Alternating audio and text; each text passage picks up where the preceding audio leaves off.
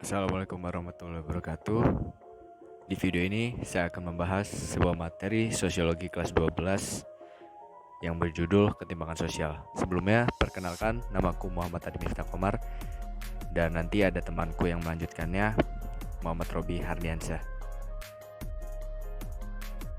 Oke, yang pertama kita akan membahas pengertian dari ketimpangan sosial. Ketimpangan sosial sendiri dapat dipahami sebagai ketidakseimbangan dalam masyarakat atau sebuah situasi di tengah masyarakat yang menunjukkan adanya ketidakmerataan atau ketidakseimbangan. Penyebabnya karena perbedaan aspek yang ada di masyarakat baik dari segi sosial, ekonomi, maupun budaya. Faktor-faktor yang mempengaruhi ketimpangan sosial. Perbedaan sumber daya alam, yaitu sumber daya alam atau SDA merupakan sumber daya atau potensi yang berasal dari alam dan dimanfaatkan demi kelangsungan hidup manusia.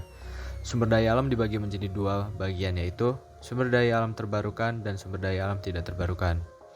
Kemudian, letak dan kondisi geografis. Masyarakat setiap daerah akan berproses dan berubah sesuai dengan kondisi geografis daerahnya. Seperti umumnya, dataran rendah akan lebih mudah dibangun sebagai infrastruktur dan dikembangkan sebagai lahan pertanian dan perindustrian. Lalu faktor globalisasi. Menurut Anthony Giddens, globalisasi merupakan proses peningkatan hubungan saling ketergantungan dalam masyarakat dunia. Globalisasi juga dapat memberikan dampak positif bagi negara dan masyarakat. Pengaruh globalisasi ini membuat berbagai pekerjaan manusia dimudahkan, terutama karena teknologi. Ternyata untuk menjalankan teknologi itu dibutuhkan orang-orang yang punya pengetahuan atau keterampilan tertentu untuk bisa terlihat dalam produksi. Dari kebutuhan itu, akibatnya terjadi bias nih dengan mereka yang nggak punya keterampilan. Kemudian ada juga kebijakan publik. Kebijakan publik adalah keputusan yang dibuat oleh pemerintah untuk mencapai tujuan-tujuan tertentu dalam masyarakat. Contohnya seperti kebijakan menaikkan harga BBM. Perbedaan kondisi demografis. Kondisi demografis ini dapat menunjukkan tingkat pertumbuhan dan struktur kependudukan kelompok usia, tingkat pendidikan, tingkat kesehatan, perbedaan kondisi ketenaga kerjaan, serta segala aspek yang berkaitan dengan penduduk.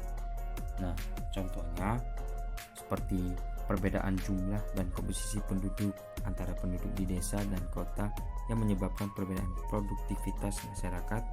Kedua wilayah tersebut menimbulkan ketimpangan sosial. Nah, selanjutnya itu ada faktor internal individu kelompok. Faktor internal individu kelompok merupakan ketimpangan sosial yang terjadi di lingkungan sekitar, dapat dipengaruhi oleh banyaknya faktor. Oleh karena itu, perlu kita sikap bijak dan kritis dalam memandang fenomena ketimpangan sosial. Bentuk-bentuk ketimpangan sosial. 1. Ketimpangan sosial antara golongan kaya dan miskin. 2. Ketimpangan pemilik modal dan buruh. 3. Ketimpangan pembangunan. 4. Ketimpangan kesehatan. Dan di sini ada 2 faktor sektor pendidikan dan faktor sektor kesehatan. Yang kelima, ketimpangan budaya lokal dan budaya global. Sebuah budaya dapat dikatakan sebagai fenomena budaya populer atau pop culture apabila terdapat beberapa indikator, yaitu tren, kesamaan publik, adaptabilitas, durabilitas, dan profitabilitas. Ketimpangan gender. Kalian tahu gak sih apa itu gender?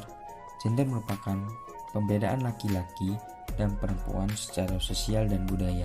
Menurut Kiki, Niwoko, dan Suyanto, ketimpangan gender mengarah pada beberapa bentuk sebagai berikut.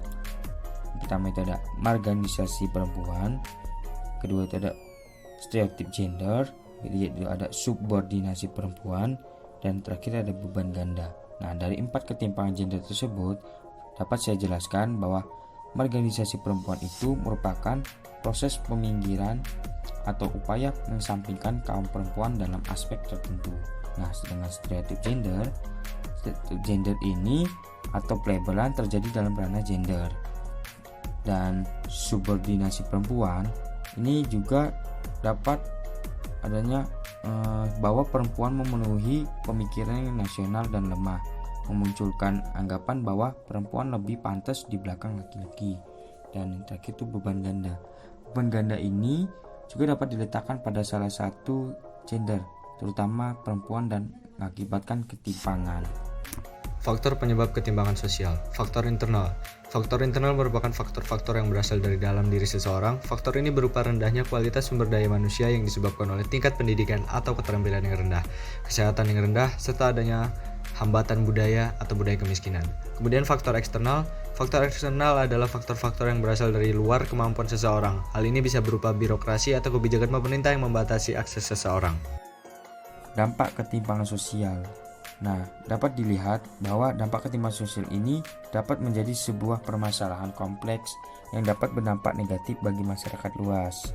Nah, dampak ketimpangan sosial ini masyarakat bisa berupa kualitas pendidikan masyarakat yang semakin rendah, tingkat kriminalitas semakin tinggi, kemiskinan, dan dekadesi moral.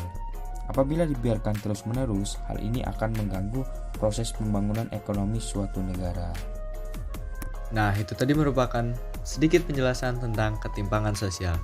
Terima kasih telah menonton, dan sampai jumpa lagi.